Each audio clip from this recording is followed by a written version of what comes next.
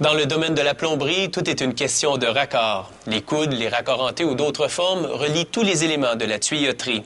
Ces formes permettent aussi de rediriger les tuyaux et de contrôler le débit des fluides. Sans eux, tout ne coulerait pas de source.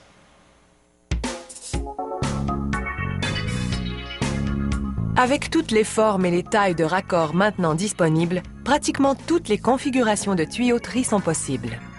La fabrication de ces pièces commence avec des feuilles de cuivre. Ce cuivre a été raffiné jusqu'à un degré de pureté de 99,99%. Les feuilles sont insérées dans un four chauffé à un peu plus de 1000 degrés Celsius. Le cuivre fond en une sorte de soupe bouillante qui est acheminée à un deuxième four. Celui-ci contient des moules cylindriques qui siphonnent le cuivre liquide vers le haut et le refroidissent tout en le transformant en tiges de cuivre solides.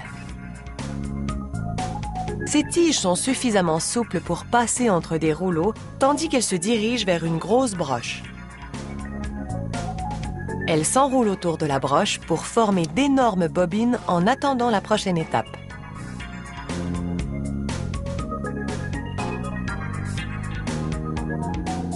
Ce dispositif déroule le cuivre et le coupe en rondelles du diamètre d'un 25 sous. Chacune de ces rondelles deviendra un raccord de tuyauterie. Cet outil pousse la rondelle de cuivre dans une matrice cylindrique qui la transforme en un tube. En un seul mouvement, une petite rondelle de cuivre devient un raccord beaucoup plus long dont l'une des extrémités est bouchée pour l'instant. Le cuivre a été refaçonné aussi facilement que du mastic.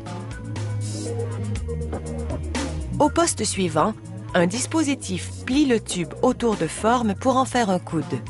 En même temps, une lame coupe l'extrémité bouchée. Ces coudes sont ensuite usinés. Un dispositif en 2 pièces se referme afin de les stabiliser. Des outils agrandissent alors leur diamètre interne pour qu'ils s'ajustent aux autres tuyaux. Une coupeuse rotative biseaute ensuite les rebords. Ces rives biseautées permettront d'insérer la pièce plus facilement dans les tuyaux pendant l'installation.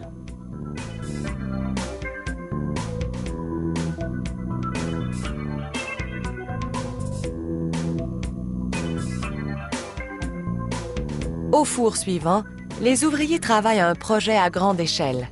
Ce cuivre fondu servira à fabriquer des raccords pour des tours et d'autres bâtiments avec une importante plomberie. Le cuivre coule dans un four de coulée qui produit des tiges de la taille de poteaux de téléphone. Chacune de ces tiges pèse environ 1 tonne. Il faut donc une grue pour les déplacer sur la chaîne de production. Une scie circulaire les sectionne en morceaux, rappelant le bois à brûler. Chacun de ces morceaux est chauffé dans un four pour le rendre pliable, puis est passé dans l'extrudeuse.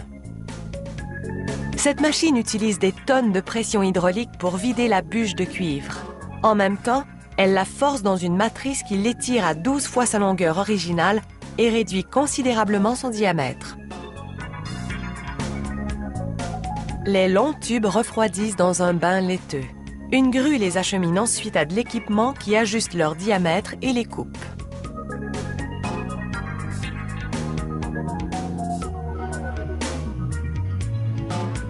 De l'eau coule maintenant sur les plus petits bouts de tuyaux encastrés dans un moule. Des outils s'insèrent dans les tubes pour forcer l'eau en direction verticale. La seule pression de l'eau refaçonne le tube en T, tandis que le moule détermine ses contours.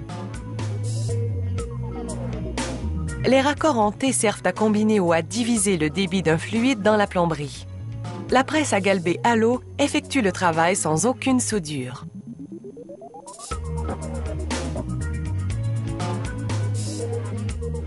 L'extrémité bouchée peut maintenant être coupée.